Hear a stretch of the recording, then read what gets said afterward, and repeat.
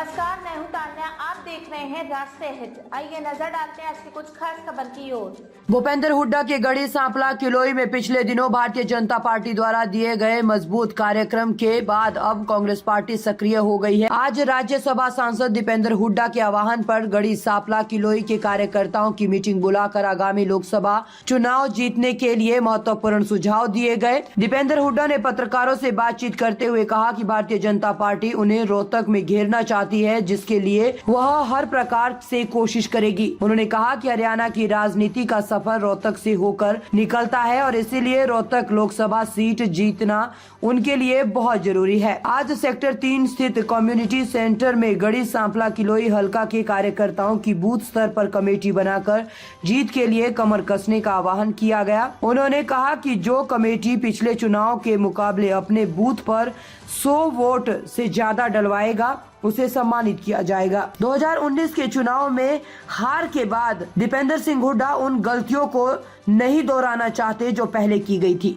देखिए, लगातार हमारी तो आपको समझता है कि आप समझ सकते हैं कि कोई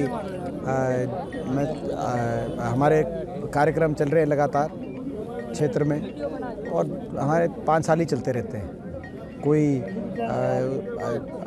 जो ये लोकसभा चुनाव है रोहतक का, इसका अपना अहम महत्व रहेगा। लोकसभा चुनाव रोहतक का निर्णय प्रदेश की राजनीति को भी दिशा देने का काम करेगा। हरियाणा में बदलाव प्रदेश में लाने के लिए बदलाव का रास्ता रोहतक लोकसभा चुनाव की नतीजे से होकर निकलेगा। देखिए, कार्यकर्ताओं को आज हम बूथ कमेटीज़ बनाई हमने और बूथ कमेटीज़ के माध्यम से जो सारी बूथ पे हमारी कमेटी बनेंगी, ये सभी जो कार्यकर्ता हैं अपने परिवार अपने बूथ में एक एक वोट, कहीं कोई अगर हमारा ऐसा कोई भाई हो, कोई बहन हो जिसको हमसे मिलने की आवश्यकता हो, मिलवाने की आवश्यकता हो, बूथ में डोर टू डोर कार्यक्रम भी चलाएंगे। बूथ में हम अपने संकल्प पत्र लेके जाएंगे ताकि हर बूथ के अंदर हमारे संकल्प पत्र पहुँचें और यही हमारे जो संगठनात्मक कार्य हैं। अभी घर घर कांग्रेस एक हमारा कार्यक्रम चलाएंगे, घर घर कांग्रेस हर घर कांग्रेस।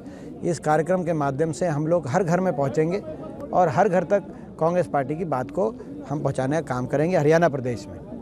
बूथ कमेटी के सभी सारे साथी मिलकर मिलजुल कर अपने बूथ के अंदर जो है वोटों में इजाफे का लक्ष्य रखें और जो ज़्यादा अपने बूथ पर जो वोट पिछले बार के मुकाबले 100 से ज़्यादा वोट जो बढ़ाएंगे, ऐसे सभी कमेटी को विशेष रूप से हम लोग सम्मानित करने का काम करेंगे। अच्छा, आपने एक अंदेशा भी जताया है कि आप सबसे ज़्यादा टारगेट है बीजेपी के लिए। इसमें तो कोई अंदेशे की बात नहीं, ना तो आपको से छुपी हुई बात है, ना ये प्रदेश से और ना ये देश के से छुपी हुई बात है। क्या अंदेशा? ये विपक्ष की कोई भी मजबूत आवाज़ जो निर्भीकता से, ईमानदारी से इस सरकार के सामने कोई आवाज़ पूरे देश में हो, उस आवाज़ को किस प्रकार से कुचला जाए, सरकार की कार्यशैली का हिस्सा है। अभी आप देख सकते हैं, कहते हैं जो है ये जो रोहतक की सीट है, ये देश में एक बहुचर्चित सीट रही पिछली बार भी और इस बार भी। रोहतक की सीट पूरे देश में एक चर्चित सीट रहेगी और वो इसीलिए सीट रहेगी क्योंकि रोहतक में पूरी संपूर्ण बीजेपी के निशाने पे ये मुझे रखने का इनकी कार्यशैली है और करेंगे काम। मगर उससे कोई, मैं समझता हूँ कि हमारे साथ जनभावना है। इनके पास सत्ता बल है, धन बल है, इनके पास मीडिया बल भी हो सकता है, इनके पास हर तरीके का तंत्र बल भी हो सकता है, लेकिन हमारे पास जन भावना का बल है और हमारे पास हमारा जो है हम अपने हमारे कार्यकाल में कराए हुए कामों के आधार पर लोगों के बीच में हम जा रहे हैं, तो लोगों का साथ और समर्थन हमारे साथ है। अच्छा सर, आप भाषण देते वक्त तो भावुक भी हो गए थे। 2019 में ऐसी क्या कमी रही जिसे आप पूरा करना चाहें? देखिए, मैं समझता हूँ कि अपने परिवार में अगर हो, अपने परिवार में अपने मन की बात, दिल की बात की जाए तो थोड़ा बहुत कोई भी भावुक हो सकता है, तो इसमें कोई लंबी चौड़ी बात नहीं। ये रोहतक और मैं समझता हूँ कि सोनीपत लोकसभा जो सीटें हैं, ये भाजपा के लिए जैसे मैंने कहा कि देश में बहुचर्चित सीटें पिछली बार भी रही थी, इस बार और भी ज़्यादा बहुचर्चित रही सीटें रहेंगी।